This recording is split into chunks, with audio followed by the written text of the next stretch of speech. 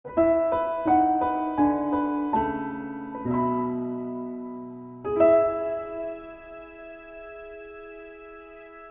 ngayon ay tungkol sa coming back to prayer. Alam niyo po bakit tinapik to ni Pastora? Kasi nga po, ang mga tao daw po ngayon hindi na sila nag-pray. O kayo ba, nag-pray ba kayo? Opo, di ba? Pero syempre may mga tao daw, may iba, hindi na sila nag-pray. Kaya nga sabi dito, ang bahay-sambahan, ang church po ay bahay panalanginan. Sabihin nyo nga, house of prayer.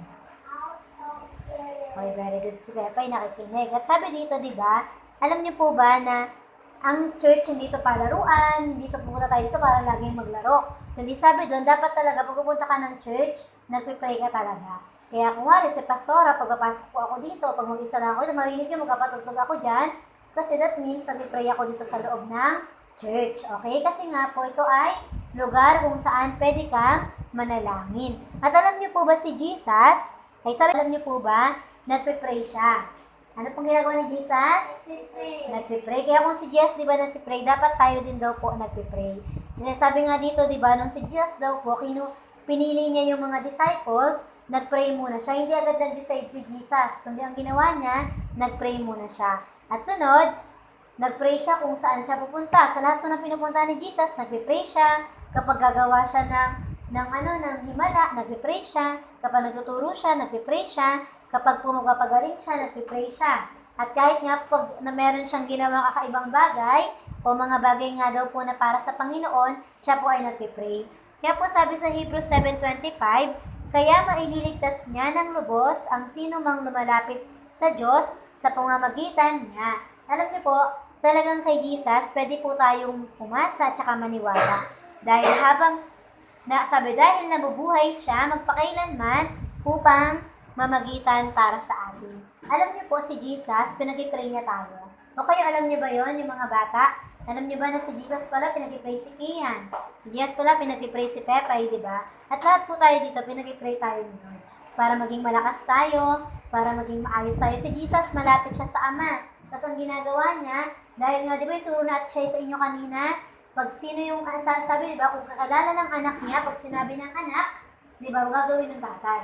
Kaya nung sabi kanina, di ba, sa kwento, sabi ng isang pulubi, sabi po ng anak nyo, bigay niyo po ako ng ticket. Ano ang ginawa ng tatay, di ba? Dahil narinig niya, sabi ba ng anak ko? Dahil doon binigyan niya yung pulubi ng ticket. At sabi nga po dito, di ba, merong 3 uri ng prayer. Sabi nga dito, sa una, number 1, yung cry.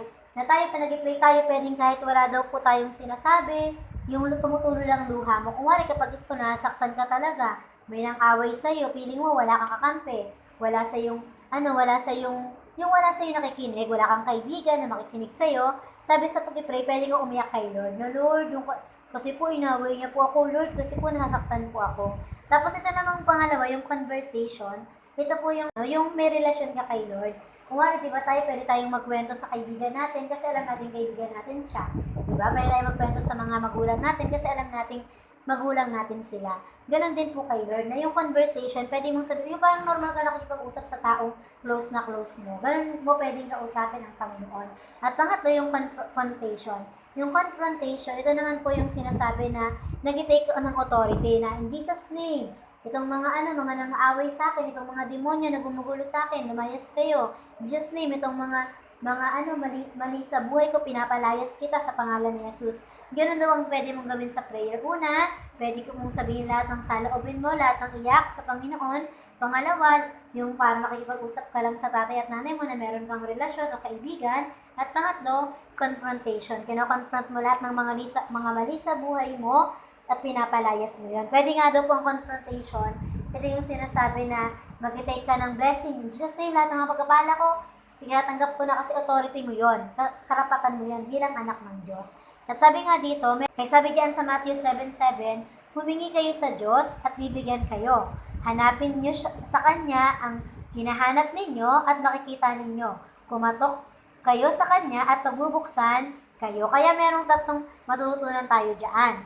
Keys in prayer naman yan. Una, yung ask, yung pangalawa, seek, at pangatlo naman po, yung knock. Ibig sabihin dito, na yung 3 yun, sabi diba, yung ask daw, ito yung petitioning with God. Nakikipagsabi ka ng petition mo. Ibig sabihin, ano yung mga gusto mong sabihin kay Lord?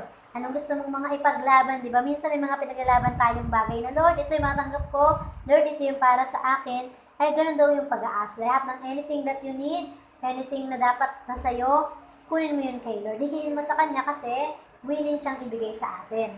Pangalawa naman yung seek, ito naman yung sinasabing begin to soak in His presence. Pag sinabing seek, ito na yung talagang ginagawa mo na, soaking na, as in, alam niyo po yung parang kalang natutulog ka na lang, pero pag nakagiyas ka, talagang nare-relax ka, nare-refresh ka, ganun po yung seeking, na kung saan hindi mo na napapansin yung mga katabi mo, hindi mo napapansin na nasa church ka pa pala, ang nararamdaman mo na lang talagang relaxing at saka presence na ni Lord. At yung pangatlo, ito namang knock, sabi dito, intercession to take back. Ang knock po, ito yung sinasabi dito na nag-i-intercede ka sa ibang tao. Tapos ito rin yung sinasabi na lahat ng mga pwedeng nawala sa iyo, hingin mo kay Lord, di ba? Sabi doon, hingin mo sa Kanya kasi willing siyang ibigay yon sa iyo. Kaya sabi dito sa una, number 1 po, sabi diyan, prayer brings reward. Ano daw po ang binibigay ng prayer sa atin? Nagbibigay ito ng reward kasi nga, ang prayer, you are looking na ma-answer, di ba? Sabi nga, huwag ka daw magulat kung natugunan yung panalangin mo kasi kaya ka nag-pray para tugunan ang pinalalangin mo. At sabi sa Matthew 6:6, sa halip, kung mananalangin kayo, pumasok kayo sa inyong kwarto at isara ang pinto. At sabi diyan, saka kayo manalangin sa inyong Ama na hindi nakikita. Ano daw si Jesus? Ano daw ang Ama? Hindi natin nakikita. Kaya ibig sabihin, pag nag-pray ka, nakapikit ka talaga, hindi yung mag-pray ka pero iniisip mo kung ano nga ba. At sabi dito, at ang inyong Ama na nakakakita sa ginagawa ninyo ng lihim, ang magbibigay ng gantimpala sa inyo. Alam niyo po, ang gantimpala talaga dun sa mga ginagawa natin ng secret. Ito yung mga bagay na hindi, kaya sabing reward, di ba? Kasi kapag daw tayo, nag-pray tayo, tapos nakuha na natin yung reward natin sa lupa, wala na ibibigay na reward si Jesus, wala na ibibigay na reward ang Diyos. Pero kapag ikaw ginagawa mo to ng secret, hindi alam na nagibigay ka pala ng ganito, nag-pray ka pala sa gantong oras, di ba? Sabi diyan si Lord na ang nakakita ng lihim mong ginagawa. Kaya nga sabi dito, sometimes you don't get prayer answered, but you will get a reward. Minsan daw, ang pinag-pray mo talaga, na Lord, bigyan mo po akong cellphone, pero hindi na-answer yung prayer mo. Pero meron kang reward. Ano yung reward na yon? By praying those prayers. Na ang reward doon, kapag nakikita mo, habang tumatagal ka sa prayer, nagiging maayos ka na. Habang tinuturuan kang mag-pray, pero habang tumatagal, nakikita mo, ay kaya ko na ba lang mag-pray? Ayun yung reward. Na kung saan nababago ang buhay mo, nagkakaroon ka na ng lifestyle, na kung saan malapit sa Diyos. At sabi nga po dito, di ba, if your request is wrong, tandaan natin, God will say no. Sa pag-pray po natin, di ba, kapag mali talaga yung sinasabi natin, kapag pinag-pray natin, di talaga gusto yun ni Lord, di niya kalooban, mag-no talaga siya. If your timing is wrong, kung timing naman ang wrong, ay ang timing mo ay wrong, sabi diyan, God will say slow, na kung saan kapag minsan may mga bagay na minamadali po natin, pero dapat hindi pa, sabi ni Lord, wait, di ba, slow, dahan-dahan lang, di ba, katulad sa church natin, ang dito, hindi na tayo pwede mag-pray na, Lord, palakihin niyo po yung church natin. Hindi agad ganun yung prayer, kundi, Lord, ayusin niyo po muna kami po mismo, o kaya ang prayer natin, Lord, magkaroon po kami ng mga faithful na mga kasama. Hindi pwedeng, Lord, pwedeng 100 na tao. Kasi sabi diyan, God will say, slow. Siyempre, nagisimula ka pa lang, step by step, di ba? Na kung saan sinasabi nga dito na hindi pwedeng yung grade 1 na bata, magsabi siyang, Lord, mag-college na po ako. Kundi sabi dun, take time, mag-slow ka muna, di ba, sa lahat ng mga ginagawa natin. At sunod po, if you are wrong, God will say, grow. Kapag mali ang motibo, mali ang gusto mo, di ba, mali talaga yung ginagawa mo, ang sasabihin talaga sa iyo ni Lord na mag-mature ka muna. Di ba? Sa atin ganun po ang ginagawa na hindi ka agad biglang pwedeng ilagay sa pagiging leader kung hindi ka pa talaga maayos, di ba po? Kaya sabi niya, mag-grow ka muna, mag-mature ka muna, maging maayos muna ang lahat ng ginagawa mo. Sabi niya, and if everything is right, God will say, go. Kapag oras na, time na, di ba? Parang hinog na ang mangga, talagang sabi dito, maayos ka na dahil may natutunan, di ba? Sabi ni Lord, ayan, handa ka na, pwede ka nang mag-go, di ba? na ano na, ready na, di ba? Ready na. Alam mo na yung gagawin mo, ito na yun. Go na. Kaya, ayun. Kaya sabi po dito, tandaan natin, not always a result, but a reward. Tandaan natin, di ba, na minsan, excited kasi tayo na, Lord, pengen naman po ng ganito. Lord, answer mo naman po yung prayer namin. Katulad nito sa church, di ba? Sa atin talaga, hindi naman talaga tayo nag-aasam na, Lord, magkaroon agad kami ng ng drum set. Magkaroon agad kami dito, Lord, ng may spotlight na dapat ako dyan sa gitna, di ba? Eh, hindi naman talaga para doon pa. Lord, bigyan mo na po kami ng ganito, eh, hindi pa naman para doon. Minsan hindi result agad yung binibigay ni Lord, di ba? Anong ginagawa niya? Reward. Na kung saan i-refresh ka muna niya, ayusin niya muna yung mga ayusin niya na muna lahat ng bagay sa buhay. At sabi po dito, di ba, God's presence is a reward. Na alam niyo na laging sa atin dito, di ba, tayo, yung parang kahit wala naman tayong matanggap na presyo dito, o kaya parang something na kakaiba o gift, di ba? Pero every time na nag-pray tayo, alam natin na there's something inside of us na inaayos ni Lord, na kahit mag-solo kang mag-pray, di ba? Kaya sobrang mahalaga po ang pag-pray. Sabi dito, when Abraham prays for a son, God gave Himself first to Abraham. Alam niyo po sa Genesis 15, di ba, sinabi doon ni Lord na, Abraham, ibigay mo yung anak mo sa akin, di ba? Pero bago pala hiningi yun ni Lord, at saka bago rin humingi pala sa Abraham, sabi pala ni Abraham din kasi, na Lord, bigyan mo po ako ng anak. Pero anong ginawa ni Lord, di ba? Ang una niyang ginawa, binigay niya muna yung sarili niya kay Abraham. Minsan daw po, tayo may mga hinihiling tayo na, Lord, pengen naman ng ganito. Yung pala, ang kailangan lang pala natin, si Lord lang pala. Minsan humihiling tayo na, Lord, pengen naman po ng kasama sa gantong bagay. Lord, pengen naman po ng ano. Pero kapag natanggap na natin si Lord mismo, di ba, nasabi natin na He is more than enough, na yung sinasabi nga, di ba, tayo, ang dami nating pangarap sa buhay, di ba, ang dami nating gusto.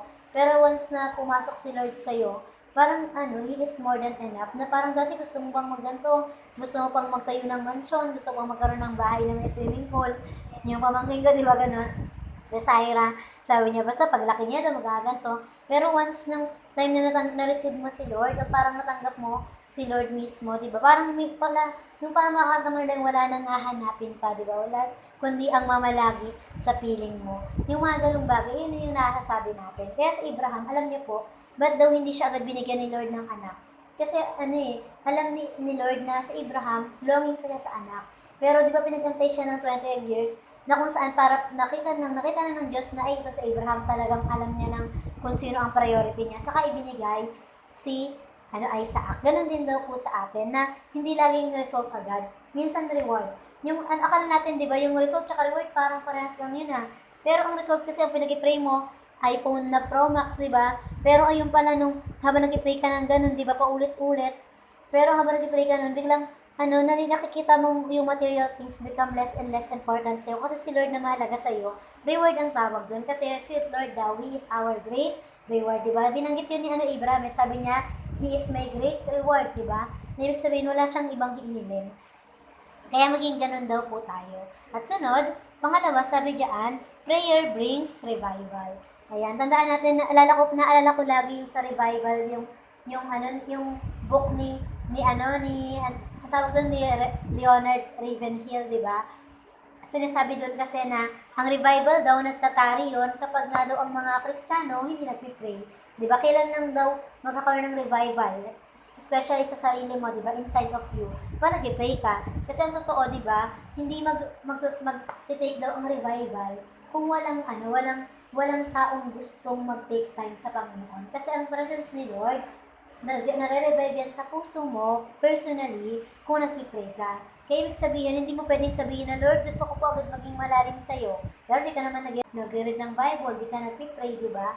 Kaya ang revival, na dumadating siya, kapag daw ikaw mismo, personally, ina-ask mo to sa Panginoon. Kaya nga sabi diyan sa Luke 3:21-22, isang araw, pagkatapos mabautismohan ni Juan ang mga tao, nagpabautismo rin si Jesus. At nang manalangin si Jesus, bumukas ang langit sa 22 at bumaba sa kanya ang banal na spirito sa anyo ng isang kalapati. At may boses nang narinig mula sa langit na nagsabi, Ikaw ang minamahal kong anak, lubos kitang kinalulugdan. Na diba sabi diyan na dito sa bagay na yan, anong unang nangyari ng time na yan? Diba nagpabaptize siya? After daw nun, di ba, lumabas ang kalapate, di ba, yung banal na spirito, at nag-uwi ka nga ang ama, di ba, na ikaw, ang anak ko, na lubos kong kinalulugan. Alam nyo, ganun din daw po sa atin, na kung saan, yung revival talaga, ito yung pag-change ng heart, ito yung bagay na kahit hindi utos sa'yo, gagawin mo talaga. Yung revival, kahit ano, yung take the whole world, but give me Jesus, ganun yung revival.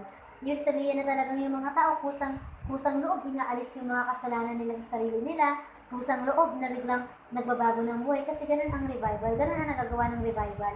Kaya nanonood na daw kanina ng God's General, kasi kaka-upload lang ulit, pero matagal niya na yung in-upload ni Robert Slardon, yung tungkol kay nalimutan ko si Robert Evans, di ba? Nasabi doon, anong ginagawa niya lang talaga, nagpipray lang talaga siya, di ba? Pero yung revival daw, sabi talaga nag-take place. Na parang sa atin, parang dito, ang hirap eh. Mag-pray ka lang, pero maya-maya, cellphone. Maya-maya, ganito. Meron pa nga ako napanood na, what if daw yung Bible mo, same ng pagtato mo sa cellphone mo, na magluluto ka, hawak mo yung Bible mo, punta ka CR, hawak mo yung Bible mo, yung pagkagising mo, hindi cellphone ko, di Bible yung nakita mo, tumutulog yung alarm, pero Bible yung hawak, parang ganun. Parang merong ganun. Sabi kasi doon, kahit daw doon sa kanila, kahit daw yung Sunday, alam niyo po, sa revival na naganap doon, yung mga nagtitinda, hindi daw sila nagtitinda, kasi wala silang kinikita, kasi dahil lahat ng tao nagsisimba na, kaya ang ginawa nila, nagsisimba na rin sila, yung mga tindahan, sarado, mga department store, sarado, kasi ano pa, ba't ano daw silbi ng pagbubukas nila kung wala naman daw bibili, kasi lahat ng tao talagang asam na asam kay Lord, na gustong lumapit sa Panginoon. Ganun daw po ang mangyayari kung ang totoong revival mag-take place sa isang tao. Diba? Sabi diyan, while we pray, sabi dito, we see heaven get open. Na ganun nga po ang nangyayari, na ang revival talaga, alam niyo po ba na every time na nag-pray tayo, revival talaga yun. Unang-una, nag-pray ka lang mag-isa, revival mo sa sarili mo na, hindi naman talaga ako ganito, pero ba't ko ito ginagawa? That is revival, di ba? At nag-open down heaven every time you ask, sabi doon sa Panginoon. Something happens while we are praying. At sabi nga rin dito, di ba, si Jesus, anong nangyaring mga himala sa kanya, di ba? Napakarami, sabi nga dito, his face transformed, di ba? Naalala niyo yung Luke 9:29, yung transfiguration ni Jesus. Di ba? Ano nangyari? Sa prayerful si Jesus, nagliwanag siya, di ba? Sabi niya, prayer is not only to get result and reward. Tandaan niyo, prayer transforms us. Na kung saan yung prayer, makikita mo nagbabago talaga ang tao. Kaya nga sabi dito, wonder why daw, bakit may mga tao, tagal na ng Kristiyano, pero hindi sila nagbabago kasi nalimutan nila yung prayer meeting. Nalimutan nila yung prayer na kung saan napakahalaga. Na Sunday goers lang sila, pero walang transformation. Di ba maraming ganun yung doble karang tao. Na makita mo naman Sunday, banal-banalan, pero pagdating sa normal na araw, hindi naman talaga kasi they don't pray. Kaya tayo napakahalagang mag-pray tayo. Nasaan man tayo, di ba, ano man ang ginagawa.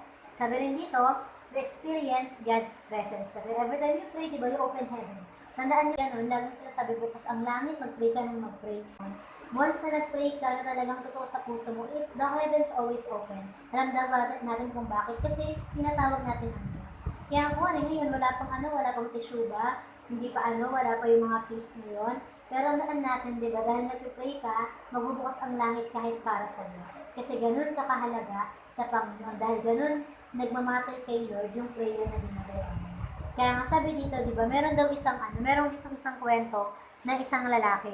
Ayan, yung lalaki na yan, alam niyo po ba na, sabi diyan, wala na siyang magulang, walang nagkasikaso sa kanya, as in walang yung parang lumaki siya na, walang magulang. Kaya, grandfather niya yung nagtuturo sa kanya. Pero alam niyo po yung taong na to, lagi siyang yung batang yan, lagi siyang pinapagalitan ng tatay ng grandfather niya, laging naiinis. Dumating yung time, naging rebelde tong bata, na parang sa loob niya, wala namang nagmamahal sa akin. Tapos narating din yung time na nagbinata na siya, merong nag-share sa kanya ng word of God. Tapos ang ginawa niya, nakinig naman siya, pero pawala-wala pa din siya. Pero dumating talaga yung panahon daw na, nung time na nagseryoso na siya kay Lord, naging pastor na siya, nag-preach siya sa mga tao. Pero may mga times na nag-feel pa din siya. Kaya alam niyo ba ang nangyari sa kanya? Meron daw tumayo sa panaginip niya, yung time na seryosong-seryoso na siya kay Lord, na meron daw isang babae na tumayo, sabi niya, alam mo ba kung bakit nandito ako? Dahil sa'yo. Tapos nagulat siya, bakit dahil sa akin? Kasi yung babaeng daw na yun yung pinalit sa kanya na mag-preach. Dahil sa'yo kasi hindi ka sumunod. Kaya mula daw nung araw na yun, sinabi niya na sa Panginoon na, Lord, sorry po, susunod na po ako ng maayos. Kaya ang ginawa, di ba, nung sinabi niya yung word na yun, alam niyo po ang nangyari? Ngayon, sabi doon, nagkaroon siya ng, sabi dito, siya yung nagkaroon siya ng healing ministry, talagang nakilala yung mga ginagawa niya para sa Panginoon. Kasi, talagang nagkaroon daw siya ng, yung tinatawag nga daw po na talagang revival sa buhay niya. Na kung saan nalaman niya palang mali pala to, dapat pala ganito ang ginagawa ko, dapat pala maayos pala ako. Kaya sabi niya, 49 years daw siyang nagkaroon ng healing ministry. Tapos babasahin ko lang sa inyo yung sinasabi dito. Sabi po dito sa Jude 20 hanggang 21, babasahin ko lang. But you, dear friends, build yourselves up in your most holy faith. Ito yung narinig niyang, ito yung verse na sinabi sa kanya. And pray in the Holy Spirit. Na kasi hindi nga siya nagsaseryoso.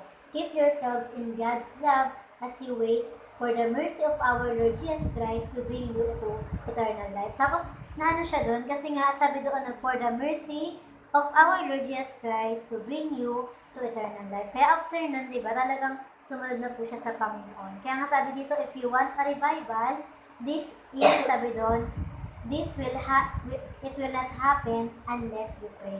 Na kung saan gusto ba nating magkaroon ng revival, mag-pray tayo, di ba? Sabi nga, kahit po isang tao lang daw na tapat, na nananalangin, magkakaroon pa rin ng revival sa isang lugar na yun. Basta tapat ka daw ba? At sabi nga, ang sikreto is a secret place, di ba? Hindi nakikita ng marami, wala nakakaalam, pero sabi doon, ang ating Ama na nasa langit, nakikita niya lahat po ito. Kaya nga po, sabi nga din ay, ito pala yan, lagay ko pala. At sabi nga po dyan, if you want a revival this year, it will not happen unless you pray. Yun yun, na kung saan ngayong taon, gusto ba ng revival? Ngayong taon, nag-pray ba tayo, Lord, breakthrough po. Lord, attendance breakthrough. Lord, blessing po, di ba? Unless we pray. Pero kung tayo mag-pray, kung ang church makikita ang prayerless, wala din nangyayari. It is powerless. Pero pag prayerful yan, powerful.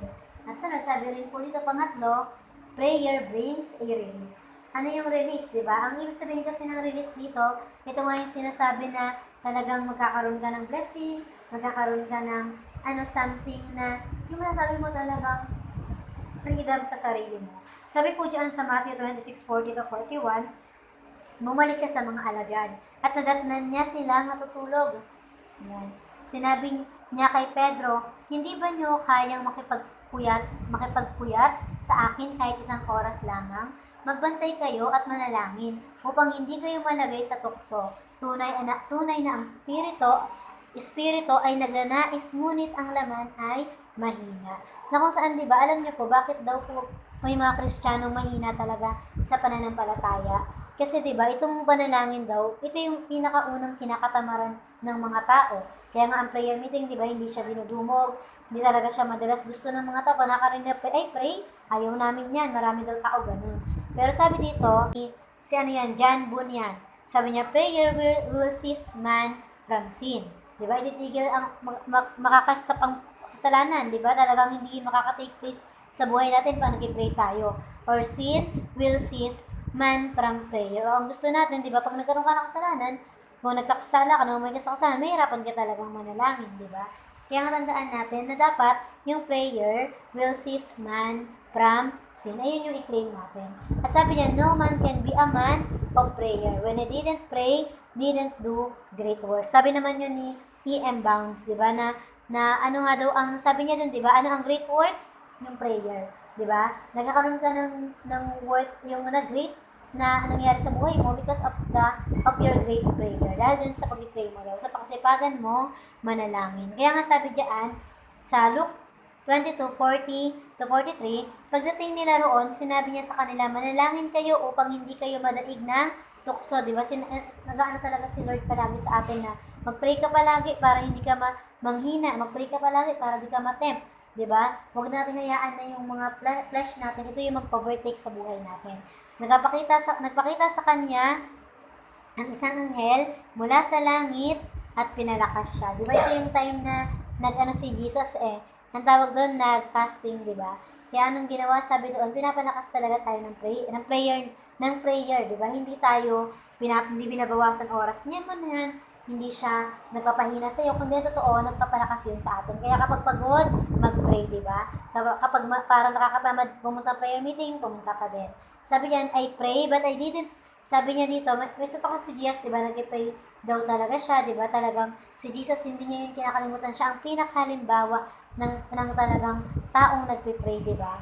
Kaya sabi may isang sinabi may isang sinabi yung isang tao dito. Sabi niya, meron pa palang kwento kasi, yan pala yung kay Jesus. Sabi niya diyan, alam niyo po, kay Jesus din pala, merong sinasabi dito na, yung I pray but it didn't work. Ano daw yung isang bagay lang na pinag-pray ni Jesus na hindi tinugunan ng Diyos? Ayan, di ba? Yung prayer na Lord, hanggat maaari, sabi niya, di ba, alisin mo po yung saro ng paghihirap na ito, di ba, sa akin. Pero sa prayer ni Jesus, sinabi niya yung hanggat maaari alisin. Pero may kasunod yun, but not my will, but yours be done. Sabi na may mga Bible scholar na ito, hindi to sinagot ng Panginoon. Pero may mga nakikipagtalong Bible scholar, di sinagot yan. Kasi ang sabi niya, but not my will, but yours be done. Pero ano't ano naman daw, di ba? Sinabanggit daw ni Jesus na, Lord, alisin mo na po yung bigat na to. Kaya nga po sa atin, di ba, hindi natin pwede ipag-pray na, Lord, mawala na po yung mga sakit ko, di ba? Na yung talagang perfectly, yung parang araw-araw mo wala kang sakit. Possible na, hindi maayos yung pangangatawan mo. Pero may mga time talagang manghihinayan, may mga time talagang magkakasakit ka. Pero pwede may pag-pray na by His stripes, I am healed, di ba? Pwede daw yung ganun. Kaya hindi pa pwedeng ipag-pray yung mga ganun. Kasi kahit si Jesus, meron daw siyang prayer na hindi rin naman tinagudan ng Panginoon. At sabi nga, meron pang kwento, di ba, yung nabasa ko, narinig ko kay Pastor Vlad na kwento, yung sabi niya, hindi ako naniniwala sa prayer kasi nga, yung nag-pray ako, pero sabi mo, yung prayer, ina-answer ni Lord yung prayer. Bakit nung time na wedding day ko, nasabi ko kay Lord, Lord, hindi ko tutuloy yung kasal hanggat hindi gumagaling ang nanay ko. Pero ano daw nangyari? Nung that day, namatay daw yung mama niya. Pero sabi naman dun, di ba ni Pastor Vlad, sabi niya, naalala mo yung mata ko? Pinakita ni Pastor Vlad yung mata niya. Sabi niya, alam mo ba, bata pa lang ako, pinagpipray ko na to, na Lord, alisin mo po tong, pangit na itsura ng mata ko kasi inaasar ako ng mga tao. Sabi niya, alam mo kung ilang taon na ako? Ilang taon kong tiniis mula nung bata ko na nabully ako dahil sa mata ko. Pero ito yung isa sa mga bagay na hindi inalis ni Lord kasi pinatunayan niya lang that through your eyes, you will testify. Diba na yung nag-pray natin na Lord, gusto ko perfect ko body ko, Lord, perfect ko yung ginagawa ko, pero may iniiwan si Lord sa atin para wala kang maipagmayabang. Katulad ni Apostle Paul, diba, sabi niya, Lord, tanggalin mo tong thorn in the flesh, diba? Naiisip na nila, ano ba yung thorn in the flesh ni Apostle Paul? Ito ba yung parang ano ba yun? Sa katawan niya ba? Something ba yun na parang sa physical ba yun? Sa spiritual ba yun, di ba? Kasi lagi niyang sinasabi. Pero di ba? Pero sa lahat ng yun, talagang nakita natin na naging humble siya.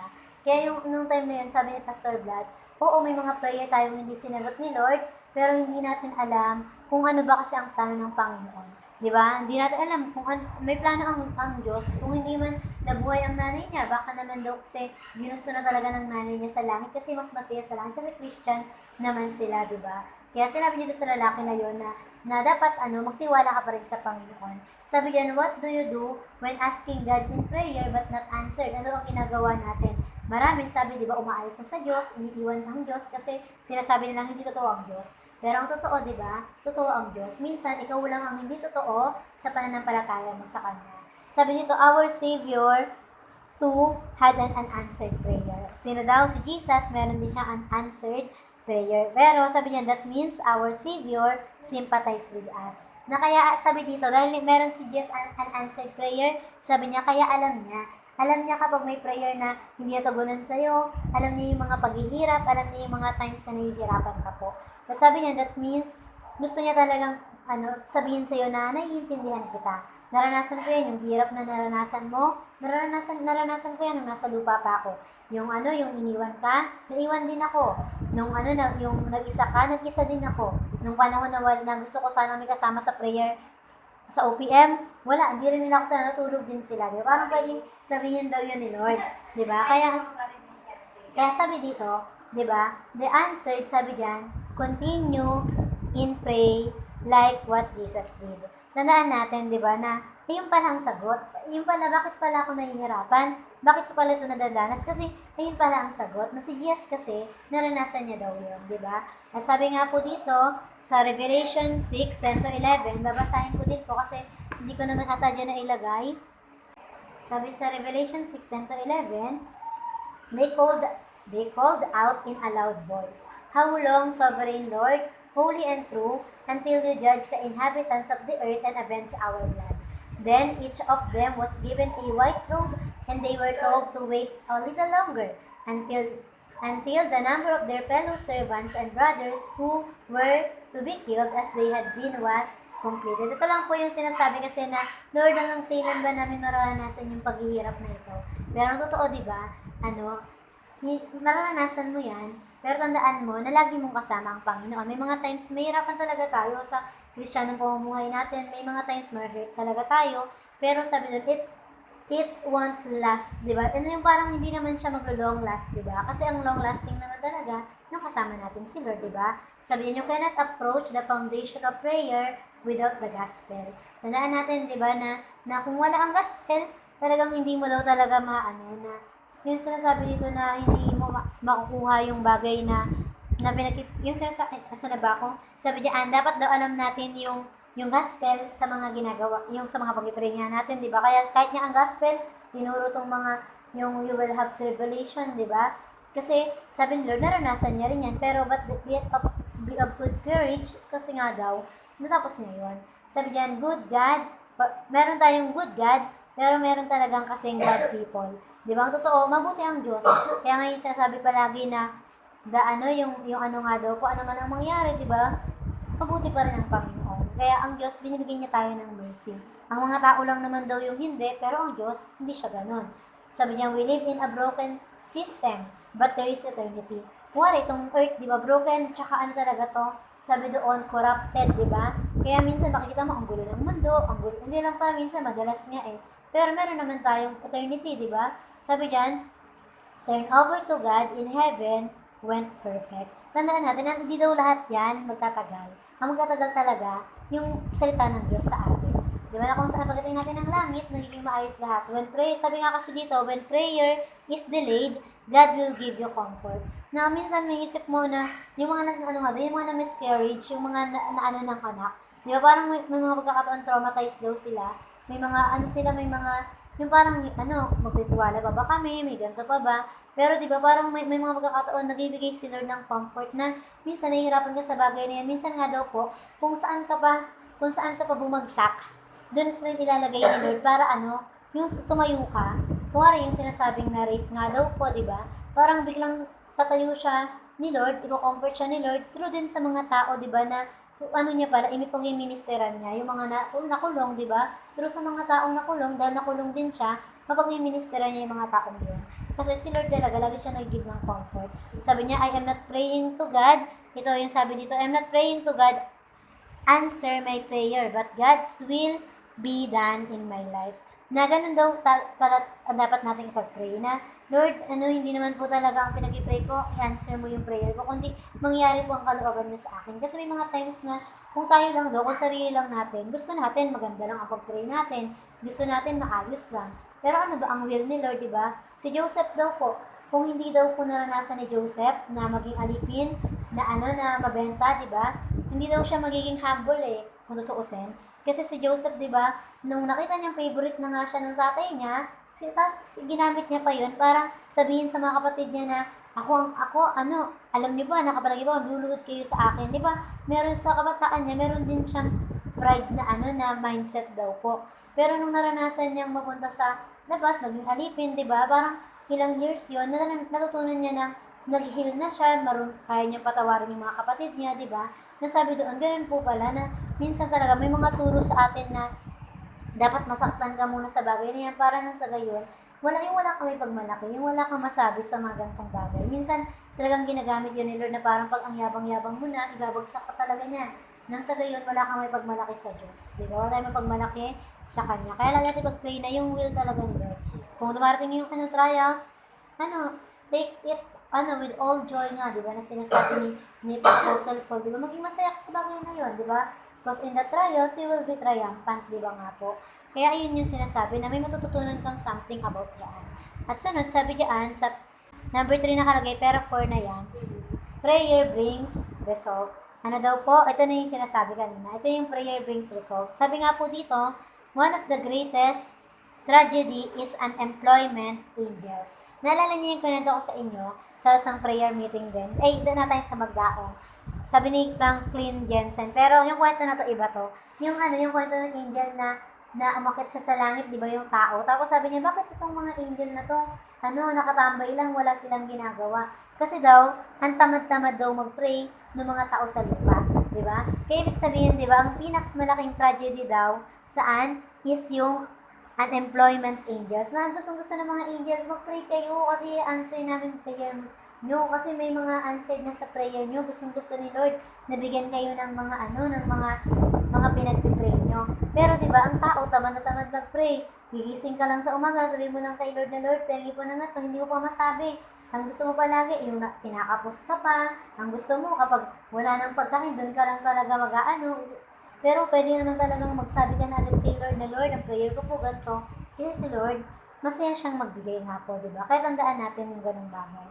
Sabi rin dito, who you become determined by prayer. Na kung ano nangyayari sa'yo, yun na, kung ano yung mangyayari sa'yo, determine yun kung paano ka kasi mag-pray. Ano yung prayer life mo, di ba? Kapag ikaw yung taong hinang-hina araw-araw, that means wala, lost din ang prayer mo, di ba? Kapag ikaw yung taong parang walang pagkapag-asa, that means lost din ang prayer mo. Kapag ikaw yung tao na puro negative ang nasa isip, that means wala kasi yung foundation ng pagpipray. Kaya ibig sabihin, bakit daw may mga taong katulad ni Kenneth Higgins, di ba? Sabi nung nung asawa niya at saka ng mga anak niya, testimony, di ba, na nanonood lang yung papa niya ng basketball o kaya ng golf, di ba? Pero nag-pray, nag-thanks. Kasi alam niyang merong parating, di ba? May kaaway, meron talagang demonyong manggugulo, di ba? Na parang laging ganun na, yung sabi nga dun, di ba? Yung may nabasa ako na dapat daw hindi yung oras ng pag-pray mo talaga, dapat talagang yung